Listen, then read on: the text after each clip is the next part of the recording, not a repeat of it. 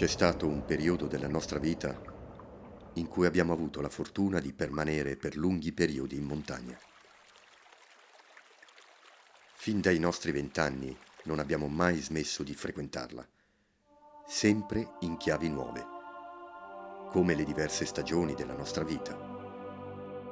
Questa volta però qualcosa di nuovo stava accadendo. A mano che passavano i giorni, sentivamo infatti risorgere un'arcana e rudimentale conoscenza della natura, e l'osservazione e l'immaginazione sembravano fondersi in una cosa sola. Abbiamo intrapreso, quasi naturalmente, un viaggio nell'immaginario più profondo, dove sogno e realtà si sovrappongono costantemente alla brutalità delle alte terre. Tornando alla desolazione della natura selvaggia, sentivamo di risalire alla fonte.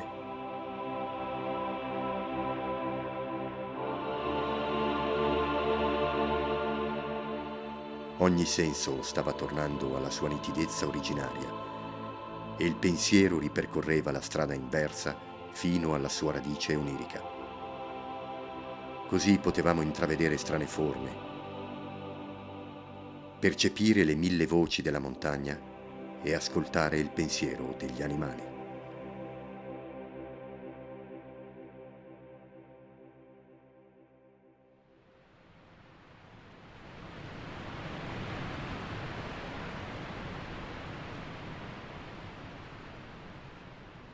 La sera, davanti a un focolare, come facevano i nostri antenati, abbiamo cominciato a scrivere le storie immaginate e le suggestioni fantastiche percepite durante le nostre traversate. Un giorno abbiamo fatto uno strano incontro, un masso erratico dalla forma inconsueta. Si tratta di un grande masso di origine glaciale, come ve ne sono tanti disseminati sulla tundra montana. Dalla forma rettangolare e appiattito su un lato lungo e con dei solchi rettilini posti longitudinalmente sulla sua superficie. Questo grande masso ci è sembrato un improbabile televisore catodico preistorico, pronto a trasmettere storie e immagini di un altro mondo. Abbiamo immaginato l'origine del mondo e ascoltato le 1000 voci della natura. Ecco le loro storie.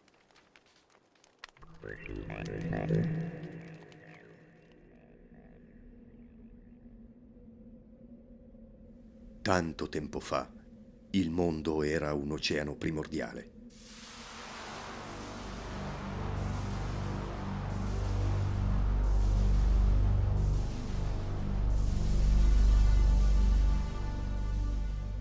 Il vento eterno di Girimbaba soffiava sulla desolata distesa. Si sentiva solo. Era il tempo che precedeva la creazione. Un giorno di Girimbaba trascinò le terre che abitavano l'oblio.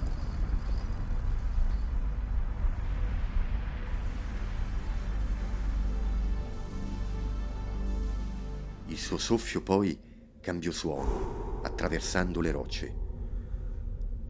Da alcune rocce iniziarono a prendere forma strane creature. Tra loro sorsero Kempetala, il signore delle acque, e Keriundui, il signore delle terre. Divennero presto i potenti demiurghi all'epoca in cui il mondo intero scuoteva l'orizzonte. Cominciarono a litigare per la supremazia delle terre e delle acque, con le temibili armi dell'orogenesi e dell'alchimia. Dai fianchi rabbiosi delle terre rotolavano massi di roccia e cristallo che, rovinando in mare, innalzavano nel cielo sulfureo lingue di vapore.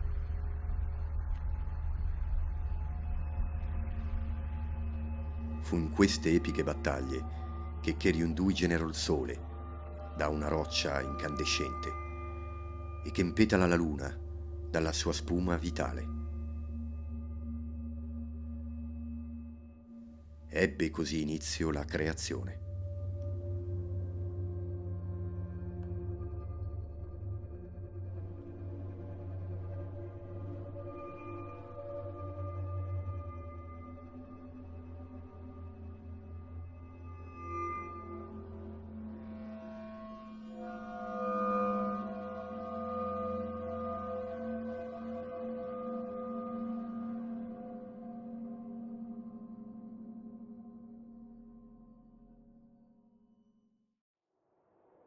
Gli animali in montagna guardano il cielo per non essere sorpresi dall'aquila e dal gipeto, così come gli uomini osservano le nuvole per non essere raggiunti dalla tempesta. Ma può accadere che sia gli uni che gli altri si soffermino sulle 1000 forme delle nuvole in perenne trasformazione, per ascoltare il loro lamento, un coro che sussurra, il più alto tra tutti i monti.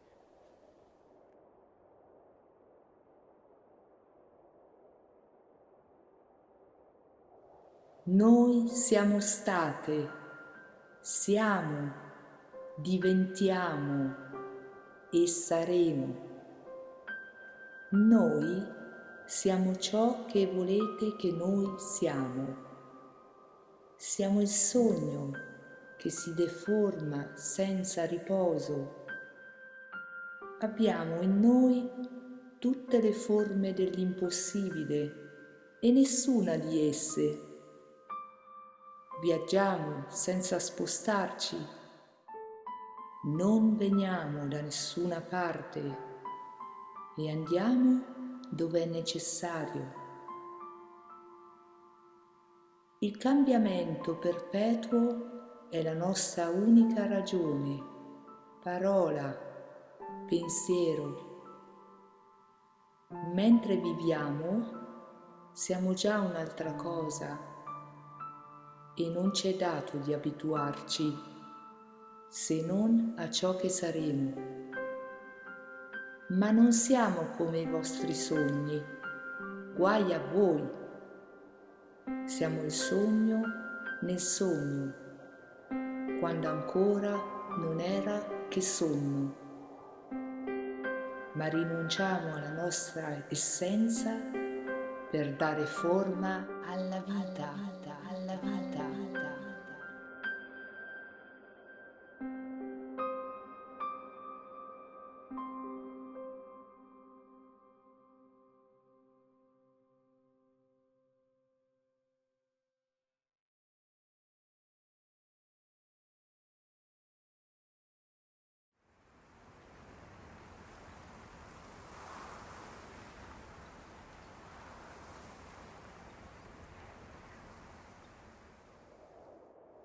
È la primavera, ma sulle alture è ancora inverno. I venti gelidi di aprile spazzano ancora gli altipiani.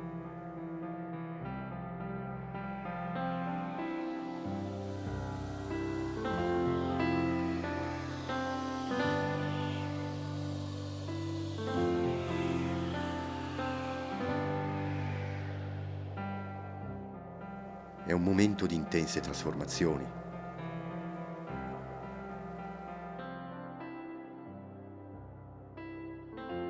Grandi cumuli di neve che sembrano minacciare perennemente slavine si alternano a intere pezze di pascolo.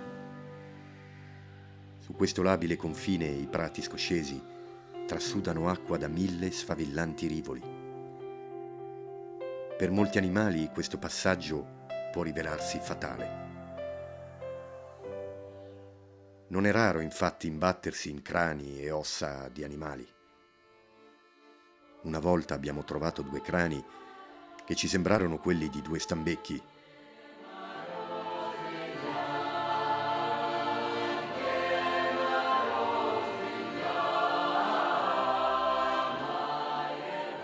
Abbiamo provato tanto rispetto e amore per quei poveri resti.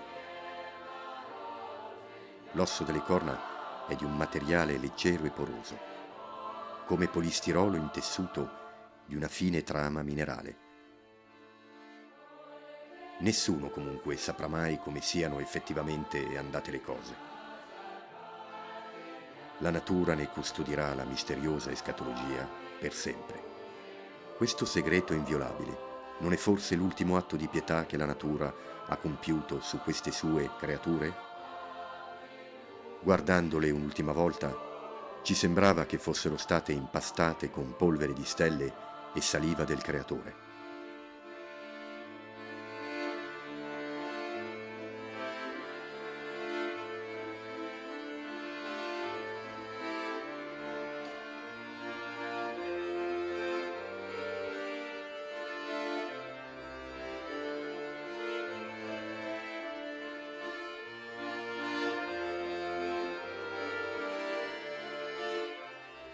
Più giù avevamo trovato i resti di un altro ungulato di montagna, il camoscio. Dentro questa creatura dall'apparenza media si nasconde in realtà un bolide in grado di sfrecciare sui pendii. Ed è una perfetta combinazione tra lo stile aggraziato ed etereo di una danzatrice classica e la forza di uno scalatore. È la saetta dei boschi.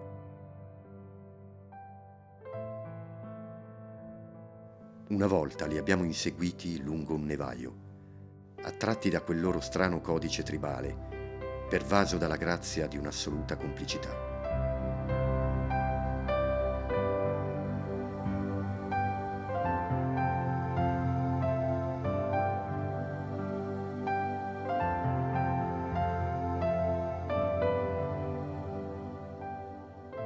Sembrava che quel branco, per un attimo, seppure a debita distanza e con la consapevolezza della sua superiorità fisica rispetto a noi, ci avesse concesso l'illusione di farne parte.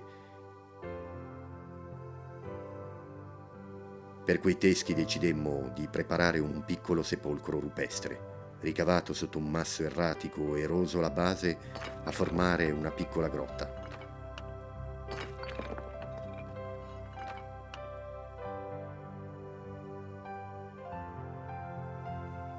Alla fine facemmo una piccola preghiera. Continuavamo ad immaginarli quando erano in vita, liberi e inafferrabili, in quello che un tempo era il loro indiscutibile regno, e ce ne andammo pensando a quanto rispetto gli dobbiamo anche oggi.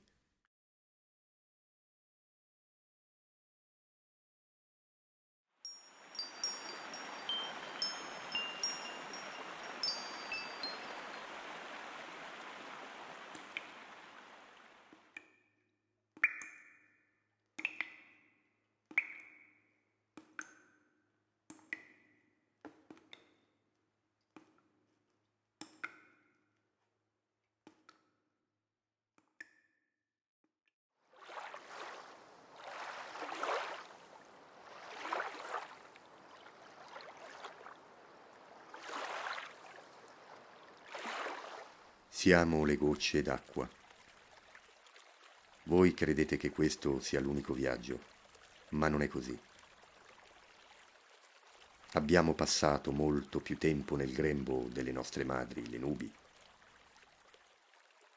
Eravamo sospese nel limbo e potevamo vedere le terre dal cielo.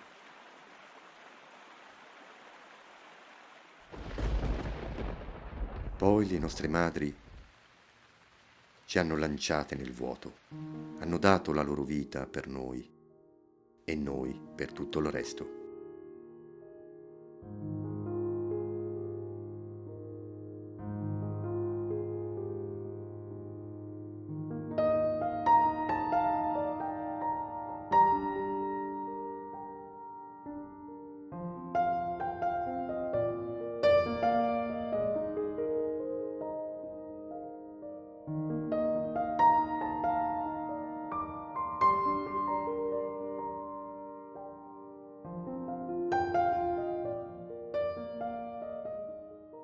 Il viaggio nel precipizio è stato il volo al tempo maturo.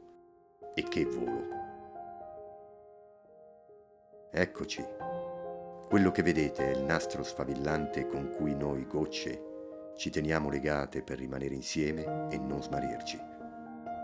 Andiamo, defluiamo, scivoliamo, saltiamo e precipitiamo.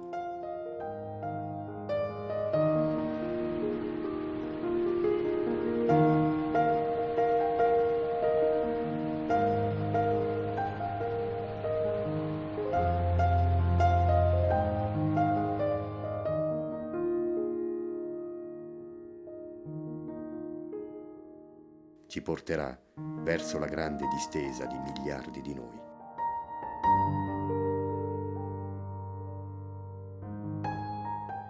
Nulla ci può fermare senza moltiplicare il nostro impeto. Abbiamo fretta. Ad attenderci ci sono le nostre madri che ci riporteranno nel cielo.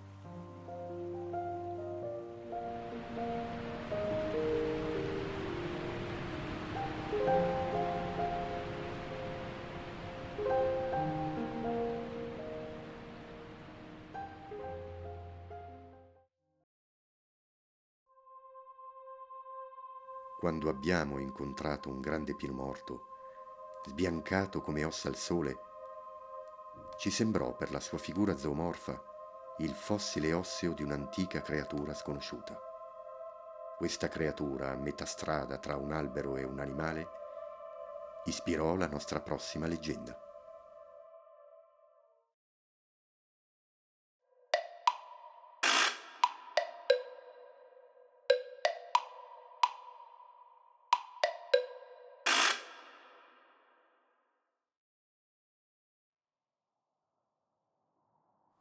Alla fine delle epiche battaglie per la creazione del mondo, dalla criniera di Keriundui erano caduti aghi di selce che avevano ricoperto la terra. Un giorno vide con sconcerto l'immane vastità della pietrificata desolazione. Mentre suo fratello Kempetala dai fianchi di nube dormiva, fece un taglio sul suo ventre senza farsi sentire ed estrasse la spuma feconda nascosta nelle sue viscere. La notte stessa decise di sorvolare l'ercigna vastità delle sue foreste di pietra e le cosparse della spuma vitale. I grandi boschi presero vita e gli alberi divennero la sua prole prediletta. Egli li sorvolava gelosamente. Passavano i secoli e le foreste crescevano e si moltiplicavano nell'eco silenziosa delle valli sterminate. Un giorno uno degli alberi più in alto sulla montagna volle parlare con suo padre Keriundui.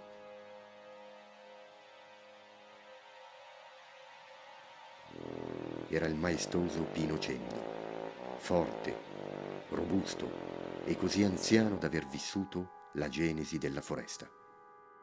Keriundui, dalle dita di selce, non tardò a stendere il suo scuro lenzuolo sulla valle e gli disse: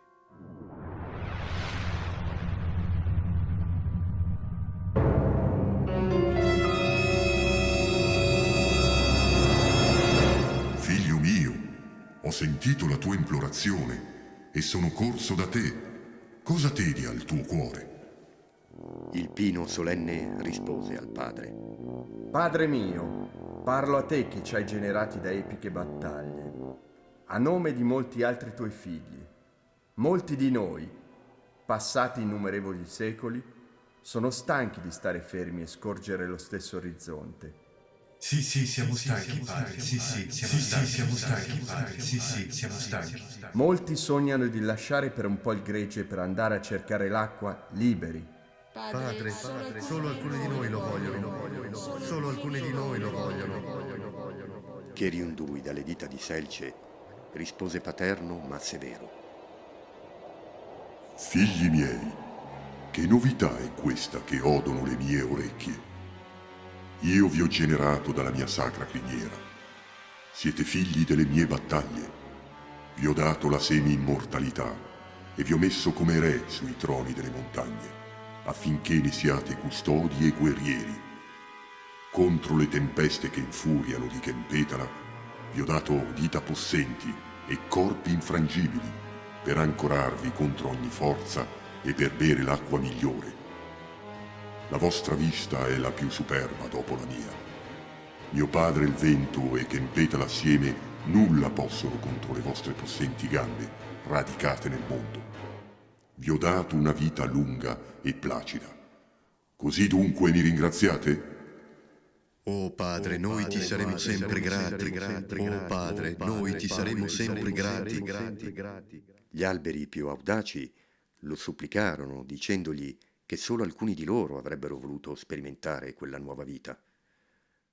A quel punto Keriundui, che li amava, non tardò a dispensare azioni contro parole.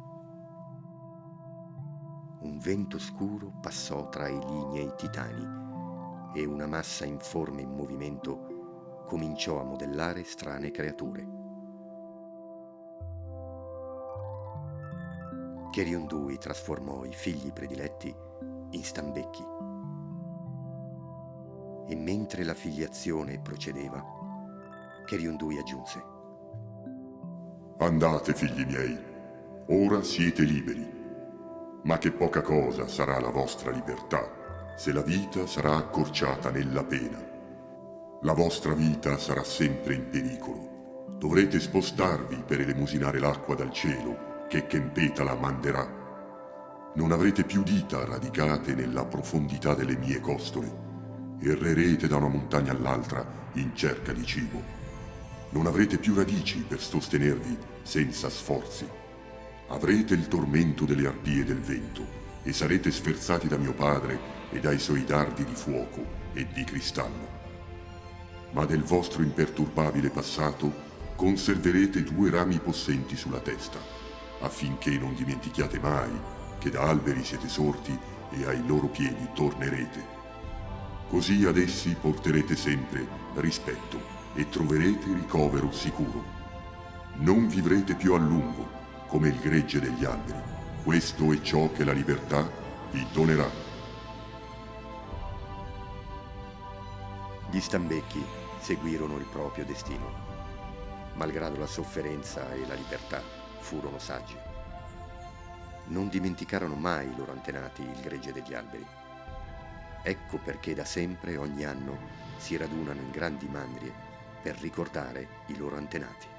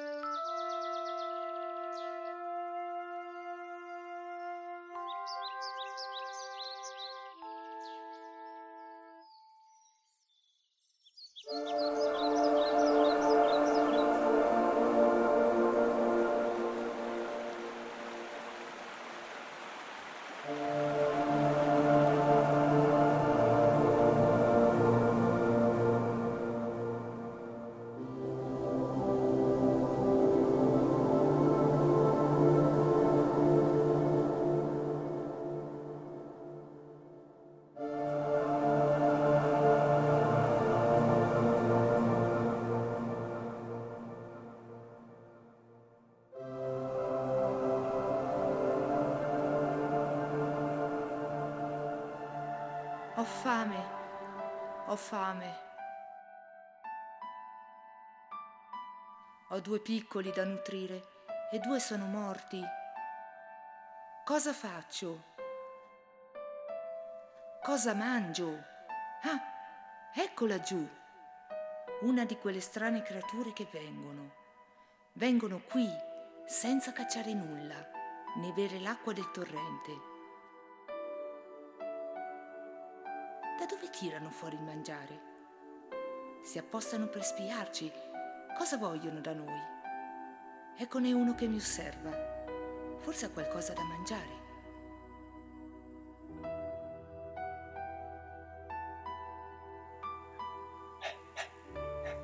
Mi avvicino lentamente. Che ci possa guadagnare un boccone? Sembra essere contento di vedermi. Non sembra essere per me un pericolo o per i miei piccoli. Perché mi guarda così insistentemente? Ora mi avvicino girandogli un po' intorno.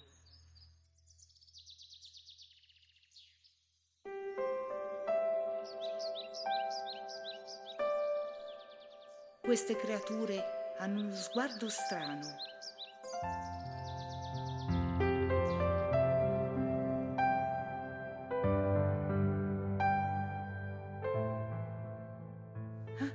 Annuso qualcosa. Non è possibile. La fonte è proprio lì vicino a lui.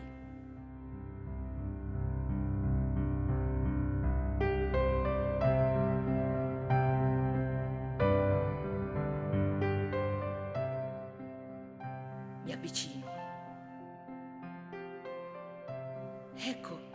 Ecco, ci siamo. L'ho preso!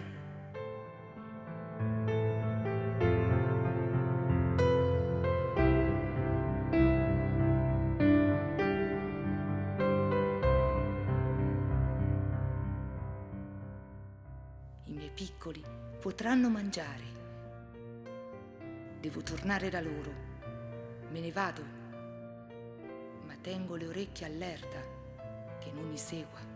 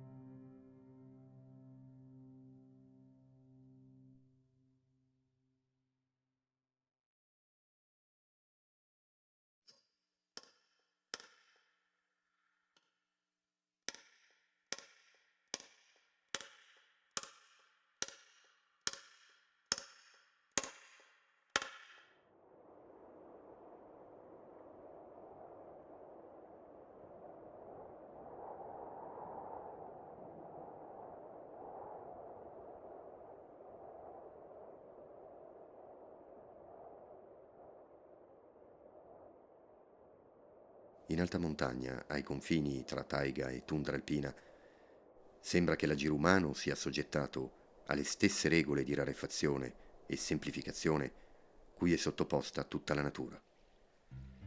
Gli alberi spariscono.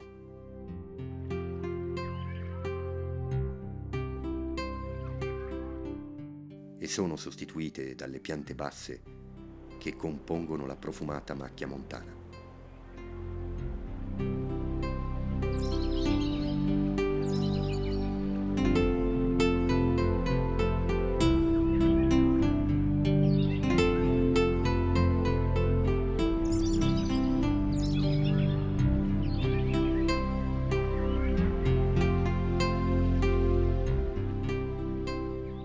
Più su, i pascoli della tundra.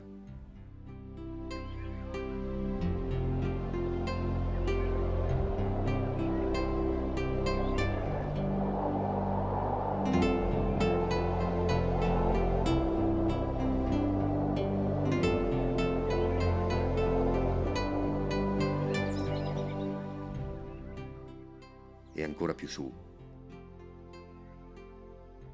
le pietraie marziane e glaciali dell'Inlandsís alpino.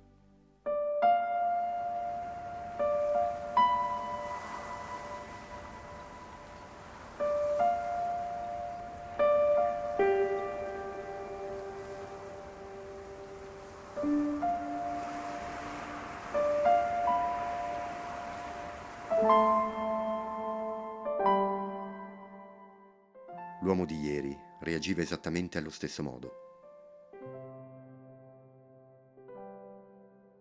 Dove in alto, ai confini delle nevi, le malghe diventano basse e essenziali, perfettamente mimetizzate nel paesaggio.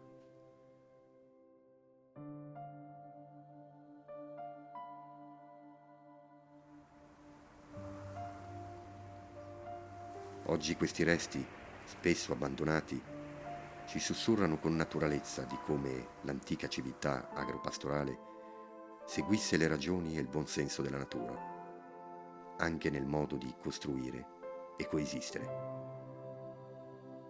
Quella degli abili costruttori di malghe ci appare oggi come una civiltà scomparsa, al pari delle grandi civiltà megalitiche. E non riusciamo mai a coglierne veramente la complessità e funzionalità. Della naturale allocazione di queste costruzioni abbiamo avuto un'esperienza diretta un pomeriggio, tornando da un vallone ameno.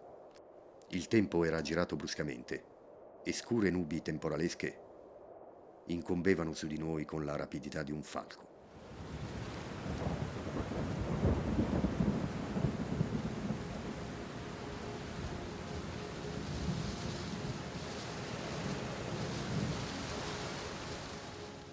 abbiamo deciso di fermarci in uno di quei piccoli villaggi di malghe abbandonate. Eravamo fradici, malgrado ci fossimo messi quasi subito dietro l'entrata della malga. Da lì potevamo osservare il temporale imperversare, pensando a quanto fossimo fragili di fronte allo scatenarsi degli elementi naturali. Quante migliaia di anni sono stati necessari all'Homo sapiens per giungere fino alle conoscenze di questi saggi costruttori?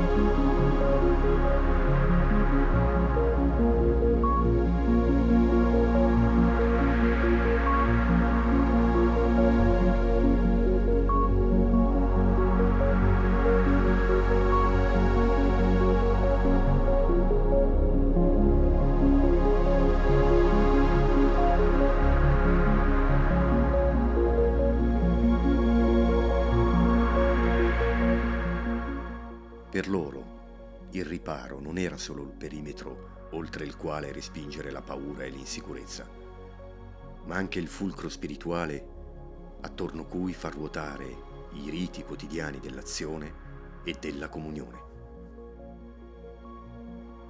Mentre la pioggia scrosciava e i fulmini lampeggiavano lungo i costoni delle conche interne, eravamo grati a questi abili costruttori che ci avevano offerto un riparo sicuro.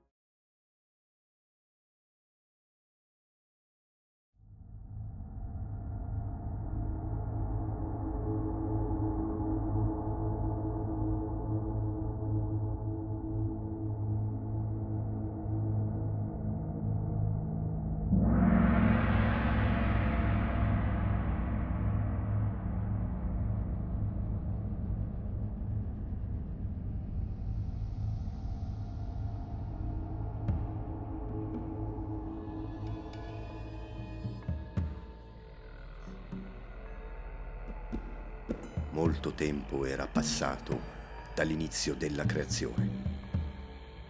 Keriundui, Kempetela e i loro fratelli minori avevano creato il mondo. Poi, così come erano venuti, scomparvero. Nessuno sa come. Alcuni tornarono nelle rocce.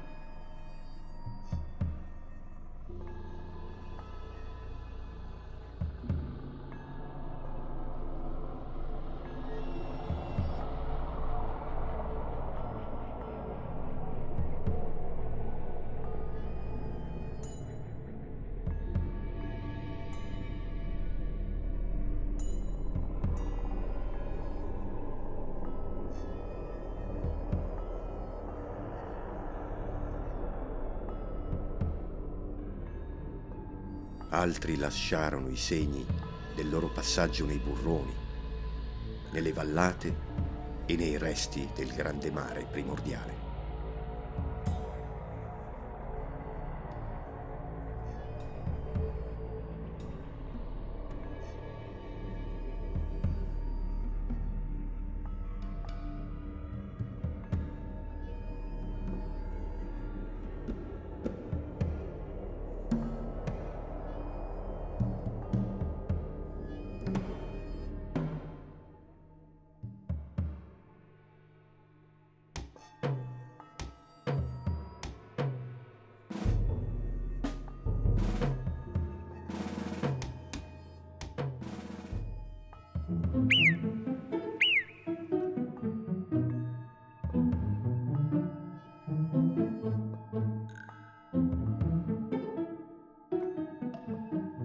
Andiamo, bisogna scendere.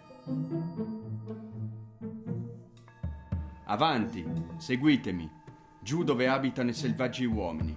L'erba è così grassa, sontuosa, ne vale la pena.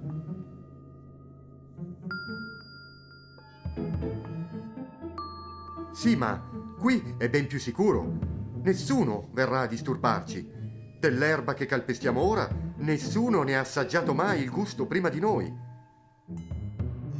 E poi? Voi vi sentite davvero sicuri quassù?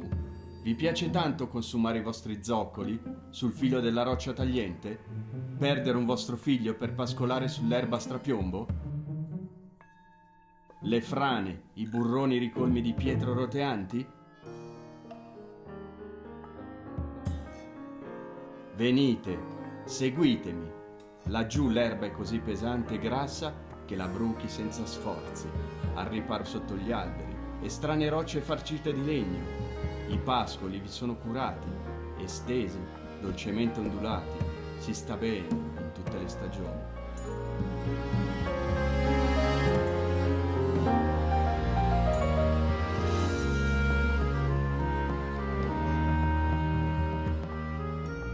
Papà, mamma, che bello essere qui. È un paradiso. Non mi fanno male le zampe qui. Niente paura. E poi c'è così tanta erba fresca. Quanta! Sa di acqua, fiori e sale. Niente più di quell'erba acre che sa di incendio. Stiamo qui. L'acqua vi scorre così calma, abbondante, dolce. Stiamo ancora, vi prego. Bene, è tempo di partire. Seguitemi. Non è saggio aspettare l'imbrunire per raggiungere le alture. Spero vi siate tutti saziati, perché la notte lassù sarà molto fredda.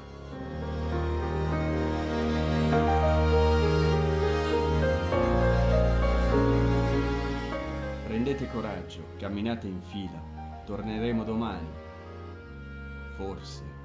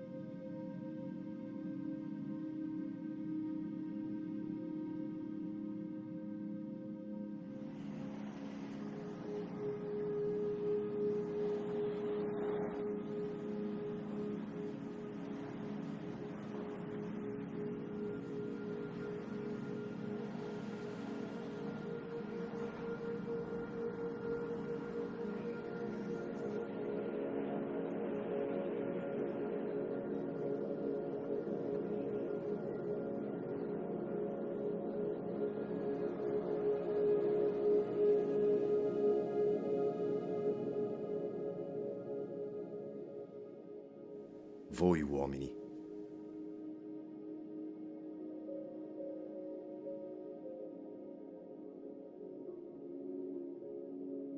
Vi fidate solo delle apparenze.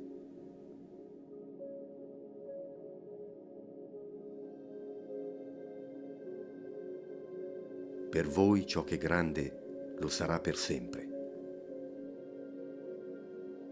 e non avete quello sguardo necessario a scrutare l'eterno nel punto limitato in cui lo vivete.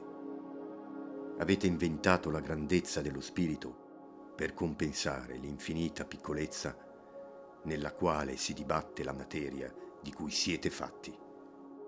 Vi manca un seme, l'umiltà. Se l'aveste, avreste coscienza e accettazione che tutte le cose finiscono, grandi o piccole che siano, comprese noi le montagne. Lo so, la vostra vita rispetto alla nostra è come un battito di libellula nel lungo volo della sua specie. Ma cosa dovremmo dire noi della nostra vita rispetto a quella dell'universo? Niente è più grande del resto, eccetto chi lo concepì. Io vi dico che anche noi siamo state nel tempo infinito dell'alba piatta. Poi siamo sorte nello scricchiolio permanente di un'era geologica. Acque immense ci hanno ricoperte. Siamo cresciute e cresciute sotto le spallate incessanti di continenti alla deriva che non avete mai visto e ghiacci che imprigionavano le nostre spalle.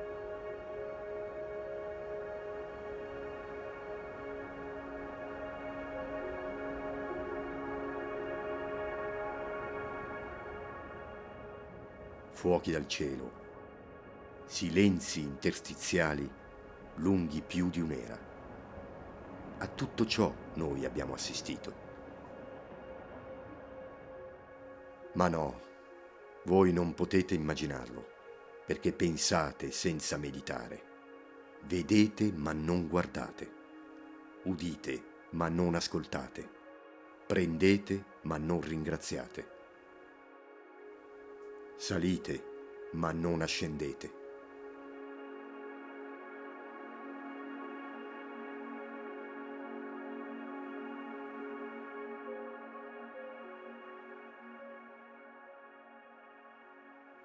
Provate ad immaginarlo e ci vedrete slavate e trascinate via fino al delta dei grandi oceani, e di noi non rimarrà altro che un flebile grembo sotto una distesa ondulata. Non avete mai notato che anche noi, come voi, invecchiamo? Guardate le figlie più giovani laggiù, aguzze, frastagliate, slanciate e chiassose. E queste attorno a me? Secche, inaridite, senza più denti, sorde. Provate ad urlare e l'eco vi risponderà della nostra età. E l'eco vi risponderà della nostra età. Noi crediamo che voi, per la limitazione della vostra esistenza, vi ostiniate a considerare grande solo ciò di cui non potete constatare il termine. Altrimenti udireste da qualche parte il ronzio della fine, che è l'atto più umile che l'universo compie verso se stesso. Ricordate, ricordate, ricordate, ricordate.